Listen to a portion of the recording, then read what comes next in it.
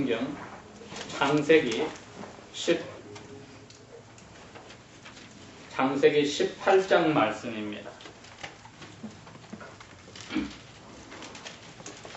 구약성경 창세기 18장 16절에서 마지막 절 33절까지 읽게 됩니다.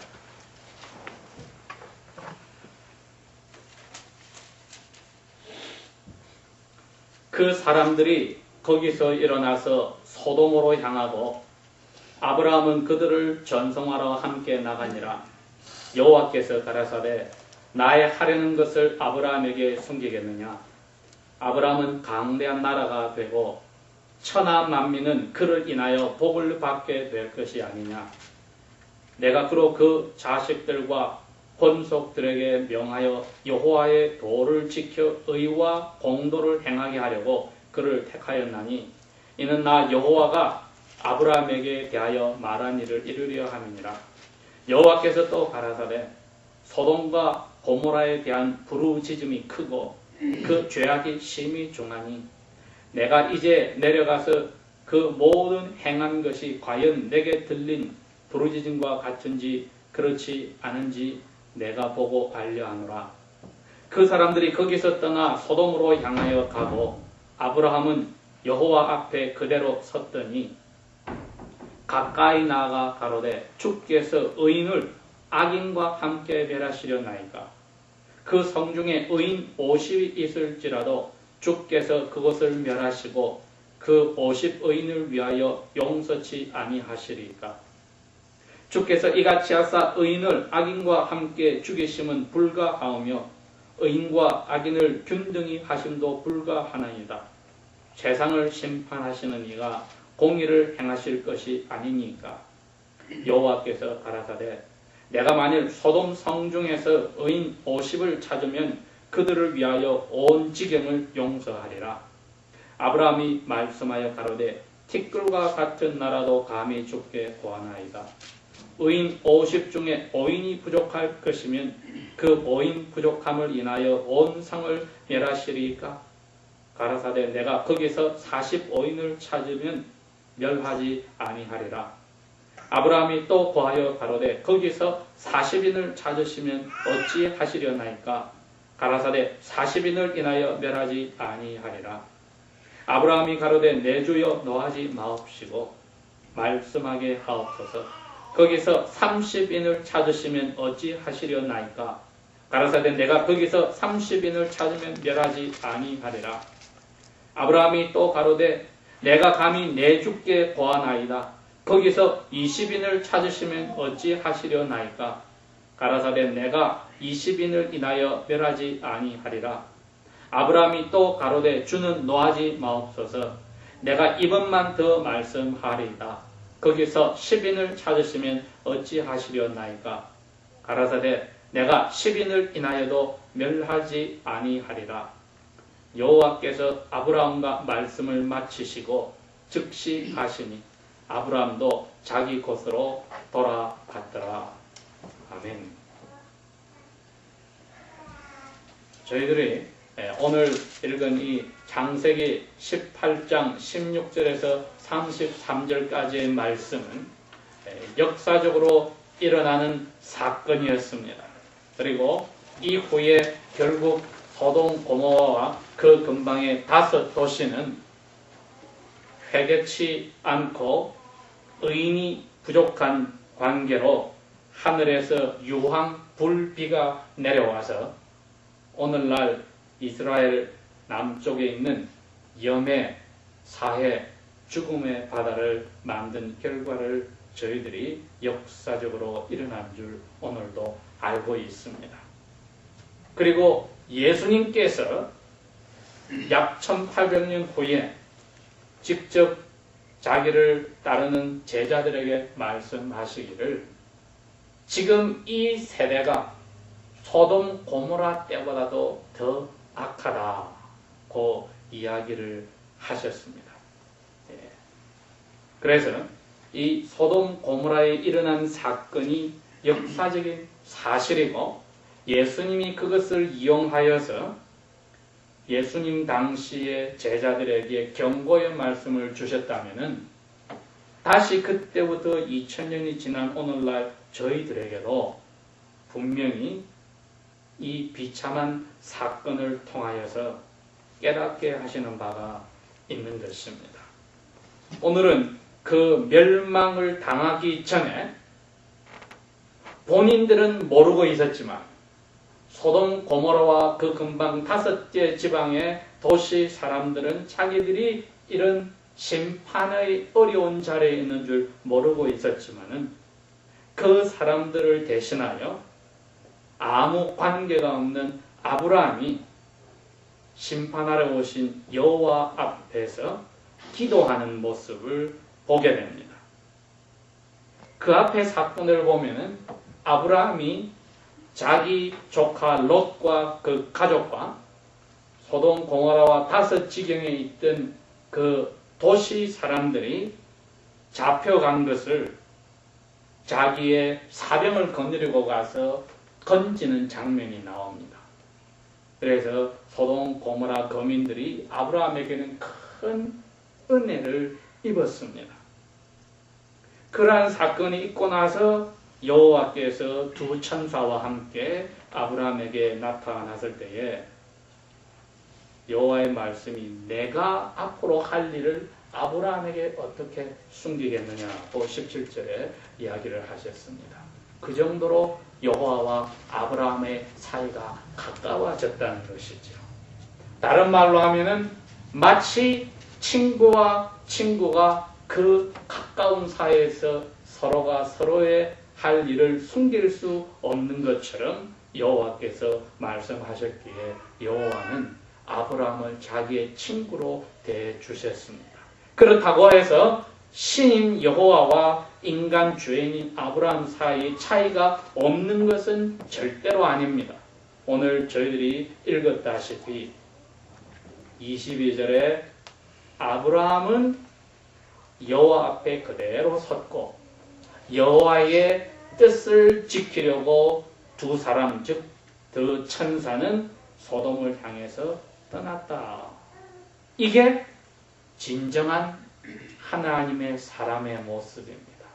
하나님의 사람은 여호와께서 이미 벌을 내리시겠다고 두 천사를 소돔 쪽으로 보낸 것을 눈으로 보지만은 그 여호와 앞에 서서 기도의 자세로 이제 기도를 시작하는 것입니다. 그래서 22절에 벌을 내리기 위해서 두 사람은 조사하러 떠났다. 그러나 여호와 앞에 아브라함은 서 있더라고 나와 있습니다. 이게 우리의 삶 속에서 나와야 될 모습입니다. 우리의 삶 속에서 나와는 상관이 없을지라도 자신들의 죄악 때문에 여호와 앞에 멸망의 자리에 들어가는 사람들을 위해서 마치 내 문제인 것처럼 기도할 마음이 우리에게 있을까? 오늘 한번 질문을 해봅시다. 그 말은 나의 기도 생활이 내 중심의 기도 생활인지 하나님을 나를 위해서 써먹기 위한 노예처럼 불러먹으려는 기도인지 아니면 여호와의 마음에 조금이라도 합당하게 가까이 가서 여호와께서 그 마음속에 생각하시는 것을 찾아내 거기에 맞춰 기도하는 그러한 자세가 되는지 한번 여기서 생각해 볼 필요가 있습니다. 분명히 아브라함은 23절에 보니까 기도하겠다고 여호와 앞에 서서는 자기의 행동을 아주 적극적으로 나타내는데 23절에 가까이 나아갔다고 했습니다. 기도의 자세에 자기와 상관없는 사람들을 위해서라도 그 사람들을 위해서 이미 아브라함은 대가 없이 자기의 사병들을 다 거느리고 목숨을 걸고 그 소돔 고모라와 타섯 성의 거민들을 건지려고 싸우러 나갔던 경험이 있습니다. 즉 자기와 상관이 없어도 어려운 자리에 있는 사람을 위해서 자기 목숨을 걸어놓고 모든 것을 행겨진 준비가 되어 있었고 그 경험이 있는 아브라함이 이제 자기가 던졌던 그 사람들이 당연히 죽을 죄들을 지었기 때문에 여호와 앞에 벌을 받아야 되는데도 불구하고 여호와 앞에 기도하러 나서서는 23절에 가까이 다가갔다고 했습니다. 기도하는 사람들의 마음의 자세도 이 행위에서 그대로 나타납니다. 우리가 여호와 앞에 기도할 때 여호와가 아직 우리의 마음속에서 멀리 있는 분인지 아브라함을 여호와께서 친구처럼 대하듯이 아브라함이 친구처럼 가까이 가는지 우리의 기도의 모습에서도 한번 생각해 볼 필요가 있습니다. 우리가 여호와께 더욱더 가까이 가는지 신이라고 해서 멀리 떨어져 있는지 이제 가까이 가서 하는 아브라함의 기도의 시작이 이렇게 됩니다. 주께서 의인을 악인과 함께 멸하시려나이까.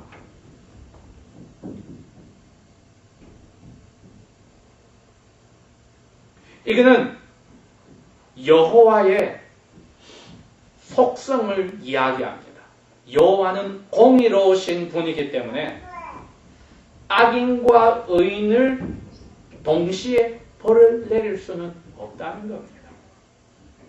악인은 벌을 내리고 의인은 상을 주는 것이 여호와의 공인데 어찌하여 의인의 그 이웃들인 악인들이 죄를 짓는다고 악인의 죄로 의인을 벌을 내릴 수가 있습니까?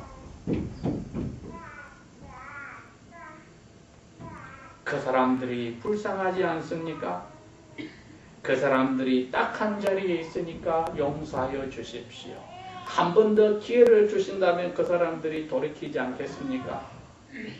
그러한 게 아니라 여호와께서 당신의 존재를 부정할 수는 없지 않습니까?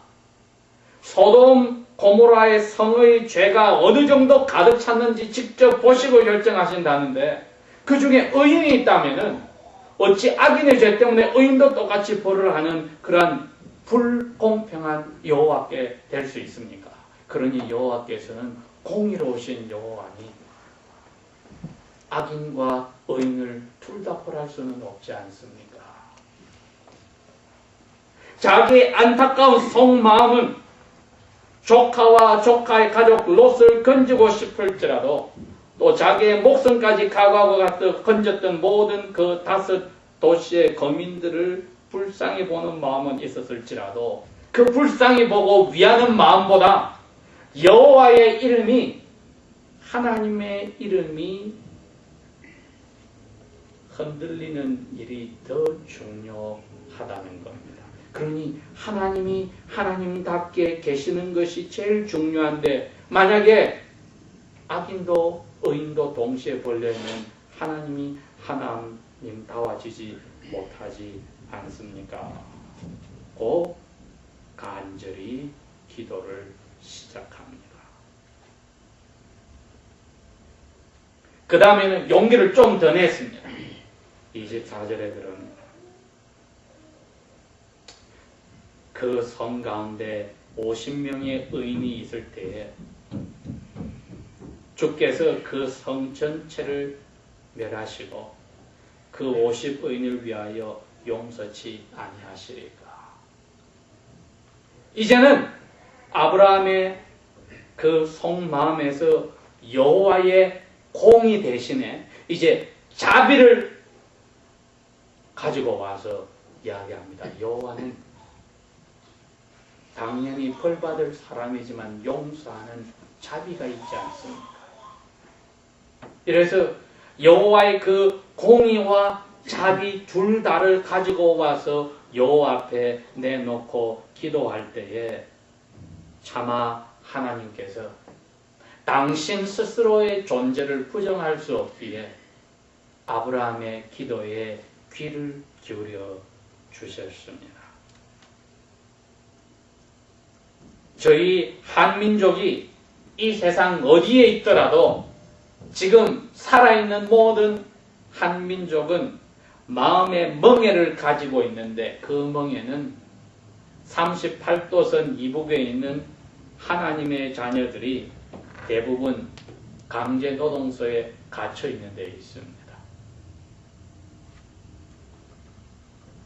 물론 하나님을 믿지 않는 자녀들이야 그 죄값대로 벌받는 것이 당연하다 할지라도 하나님의 자녀들이 벌써 50년이 지난 동안에 하나님 앞에서 기도하고 부르짖고 회개한 것을 기억하신다면 하나님께서 그 공의 가운데서도 자비를 기억해 달라는 겁니다.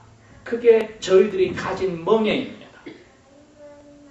그 사람들이 불쌍합니다. 용서해 주십시오 하는 것은 맨 나중에 나오고 하나님의 공의로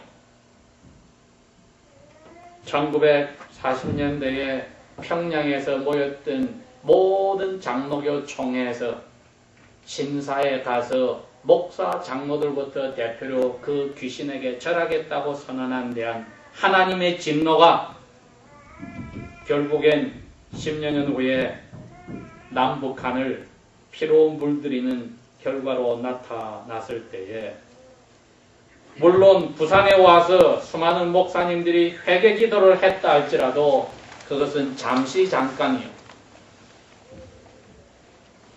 그 후손들이나 그 회개했던 본인들까지도 이제는 북한의 하나님의 자녀들에게 여호와의 자비를 강구하는 일은 잊어버리고 남남처럼 생활하는 남한의 기독교인들과 전 세계에 흩어져 있는 하나님의 자녀들인 한민족은 하나님 앞에서 오늘 아브라함의 기도의 모습을 통하여 깨달아야 할 것입니다. 이것이 저희들에게 생명을 주신 하나님이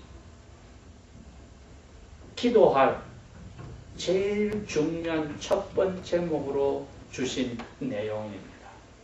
우리가 이 세상에서 숨을 끊을 때까지 이 민족에 대한 멍에를 벗어날 방법이 없습니다. 다니엘이 아무리 포로 생활에 자기의 삶을 다 바쳤다 할지라도 자기의 마음은 하나님의 공의에 따라서 벌을 받은 백성들에게 하나님의 자비가 오기를 기다리는 그 멍에를 벗어날 길이 없기에 그 기도 생활을 하루 3번씩 하였으며 그것도 모자라 3주간을 밤낮으로 금식하며 하나님 앞에 몸과 마음을 쏟아 기도하였다고 하는 것을 본다면 저희들이 이 아브라함의 모습에서 자기와 상관없는 사람들을 위하여서도 여호와의 공의와 자비에 근거하여 기도할 때에 그 모습을 보게 될 때에 깨달아야 될 점이 있지 않겠습니까?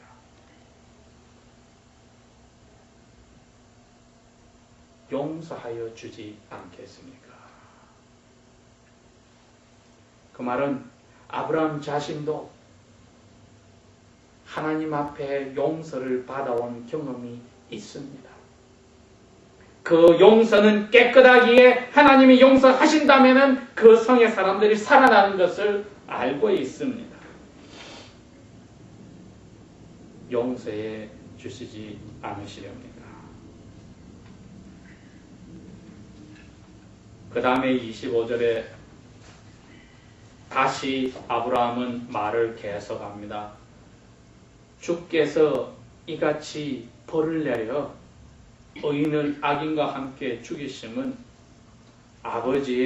여호와의 속성에 불가능한 일인데 이 세상을 공정하게 심판하시는 여호와께서 공의를 행하실 것이 아니니까.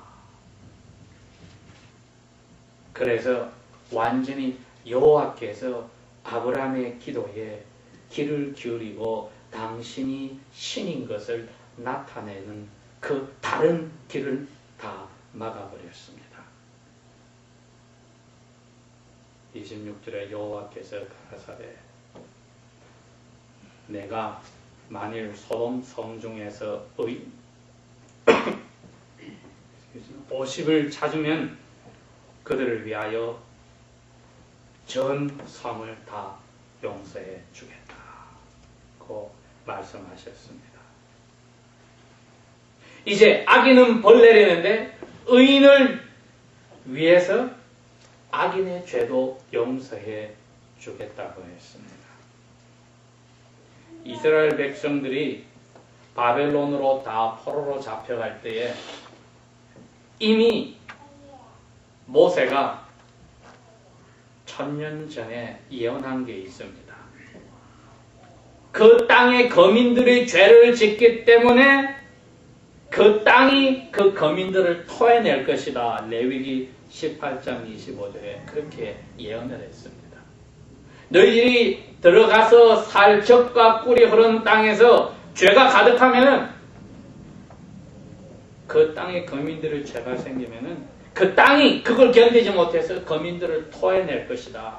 토해낸 것이 결국은 바벨론의 포로로 가게 되는데 여호와께서 그 약속을 지키실 것을 알기에 여호와께서는 악인을 벌내리시는 것을 알기에 여호와께서는 공의로워서 결단코 악인의 죄를 눈 감아주지 않는 것을 알기 때문에 아브라함은 어떻게 다르게 여호와께 기도할 방법이 없습니다. 여호와여, 벌내리는 것은 당연하신데 의인은 살려주셔야 되지 않습니까? 그런데 의인을 살려주실 때에 의인 때문에라도 악인을 용서해 주시지 않으시렵니까? 여호와의 마음에 아주 합당한 기도입니다. 여러분, 저희들의 마음속에 이제 저희 자신을 위한 기도뿐 아니라 저희의 고생하는 동족들이 여호와 앞에서 우리와 똑같은 죄를, 조상의 죄를 뒤집어 쓰고 사는데 왜 그 사람들이 대표로 고통을 당하는가 생각하면은 우리는 분에 넘치는 은혜를 받고 삽니다. 그것을 안다면은 아브라함의 마음에 이해가 됩니다. 아브라함 자신도 소돔과 고모라의 거민과 같이 우상 숭배를 하고 아버지와 함께 우상을 만들어서 팔아먹고 살았던 과거가 있습니다. 여호와 앞에 용서를 받은 사람입니다. 용서를 구하는 기도도 안 했는데 여호와께서 찾아와서 용서를 해줬다면은 하물며 그러한 똑같은 죄를 짓는 사람들을 위해서 용서해 달라고 기도할 때에 기도 없이도 용서해 준 여호와께서 그 자비로 나타내지 않겠는가 하는 여호와를 아는 지식을 그대로 기도에다 갖다 놓았는데 저희들의 자세가 이 세상의 어느 민족과 틀리게 아주 유일한 그 자리에 들어가 있는 것입니다. 우리는 여호와께 용서와 자비를 구하지도 아니했는데 이처럼 자유롭고 풍족하게 마음껏 사랑을 받고 살고 있는다면 똑같이 조상의 죄 때문에 벌을 받아야 되는데 이처럼 혜택을 받고 있다면 우리 대신에 모든 짐을 지고 고생하는 북쪽에 있는 하나님의 자녀들을 위해서 아브라함의 자세보다도 더 간절하게 기도해야 되지 않을까. 그게 예수님께서 예루살렘 성을 굽어보시고 눈물 흘리시며 기도한 내용입니다. 탄식하며 기도한 것이 예루살렘아 예루살렘아 암탉이 번개치는 자리에서 자기 새끼들을 날개암에 품으려고 그렇게 노력하였는데 너는 왜 그것을 해치느냐 고 하셨는데 그 뜨거운 간절한 마음을 아브라함이 오늘 조금 나타내었고 우리에게는 성령께서 이 사건을 통하여 너희들은 아브라함보다도 확실히 기도할 근거를 가지고 있다 고 오늘 도전하는 겁니다.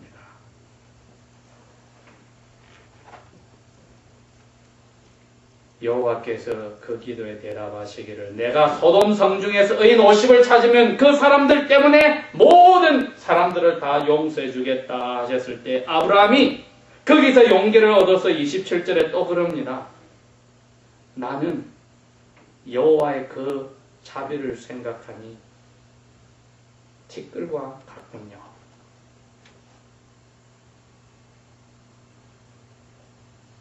그래서 감히 다시 기도하지 못하는데 여호와의 그 자비를 바라보고 다시 그 중에 5명이 모자란 45명이면은 어찌하시렵니까?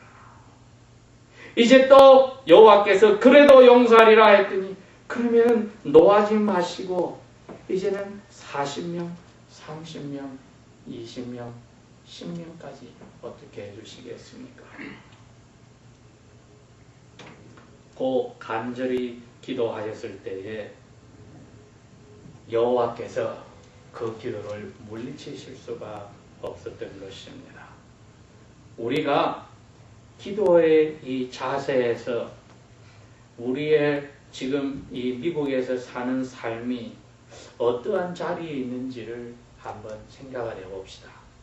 너무나 나 자신과 나 가족의 문제로 인하여 까마득하게 여호와께서 죄인들에게 공의로 벌을 내리신 그 벌받는 자리에 있는 죄인의 자리, 내가 그 자리에 있어야 됐는데 건정을 받은 그 자리를 왜 기억하지 못할까 하는 스스로에게 채찍질하는 시간이 필요합니다.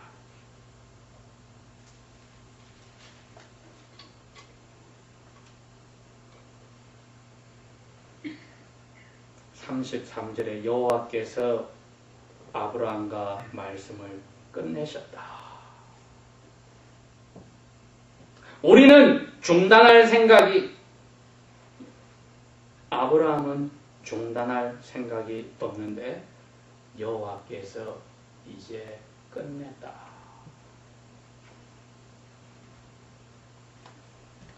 에스겔서의 16장에 가면은 그 이야기가 나옵니다. 왜 소돔 고모라 성이 멸망하였는지 설명하면서 분명히 이야기하기를 그냥 우리가 알듯이 동성연애 때문에 멸망했다고는 이야기하지 않습니다.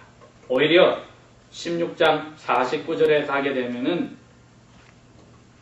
이스라엘 너희들보다도 덜 나쁜 이스라엘 너희들이 더 유대 땅이 더 못됐고 너희들보다는 조금 덜 못된 소돔의 죄는 교만했고 모든 것이 음식도 풍부한데 그래서 사람들이 게을러지고 사치스러워지면서도 가난하고 어려운 자리에 있는 사람들을 위해서 손을 까딱도 하지 않았다. 그걸 넘어가서 이제는 도덕적인 타락한 죄를 범했다고 이야기를 했습니다. 그러니 공의의 하나님 앞에 사회의 정의가 무너진 겁니다. 여러분, 북한의 헌법이나 남한의 헌법 둘 다의 공통점 하나가 뭐냐면은 남북한 전체를 자기 나라로 이야기합니다. 남한의 헌법도 남북한 전체를 영토로 이야기하고 북한의 헌법도 남북한 전체를 자기 나라의 영토로 이야기하는 것을 보면은 믿지 않는 사람들이 만들어 놓은 그 나라의 헌법도 북한도 남쪽을 자기 나라라고 남한도 북쪽을 자기 나라라고 하면서 거기에 사는 하나님의 자녀들이 그것을 까마득하게 잊고 산다는 것은 이것은 믿지 않는 사람들보다도 못한 자리에 들어간 마치 소돔 고모라보다 더 못한 유대인의 자리에 들어간 것 똑같은 일인 것입니다. 에스겔은 포로로 잡혀간 바벨론에서 자기 인생을 다 바치고 이 예언을 이야기하셨는데 고통의 자리에서 그렇게 이야기했습니다. 우리는 소돔보다도 더 못된 백성이기 때문에 더 벌받는 거 당연하다. 여호와께서 그만하시게 된다면 방법이 없습니다. 그러나 아직까지 그만하시지 않았기에 저희들은 어떠한 기도로 남을 위하여서 특별히 가난하고 어려운 자리에 있는 사람을 위하여서 우리의 가진 자유, 풍부함 이 모든 것을 가지고 손도 까딱하지 않는 그러한 죄를 짓는 자리는 들어가지 않아야 되겠다. 오늘 이 아브라함의 간절한 기도의 모습과 여호와의 공의와 자비를 베푸시는 그 모습에서 다시 한번 깨달아야 되겠습니다. 기도합시다.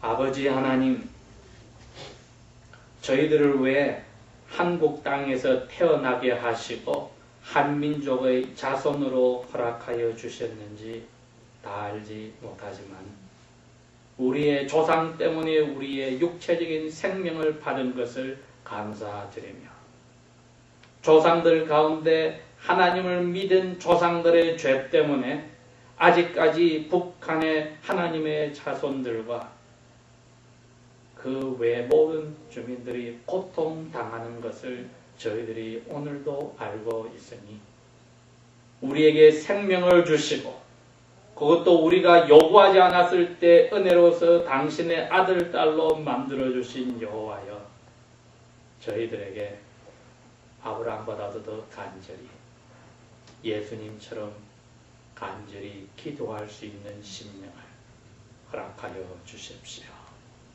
우리와 우리의 자손들이 이 기도의 결과로 마음의 멍에가 벗어날 때까지 이 일에서 포기하거나 게을러지거나 잊어버리는 그러한 교만의 죄를 짓지 않도록 저희들의 마음을 항상 깨우쳐 각성시켜 주십시오. 다시 한번 이 순간에도 그 추운 수용소에서 여호와께 눈물로 소리 없이 부르짖는 하나님의 자녀들을 기억하여 주시고 그 눈물을 거두어 주시며 마음껏 찬양할 수 있는 시간이 속히 오도록 자비를 베풀어 주십시오. 예수님 이름으로 감사 기도합니다. 아멘.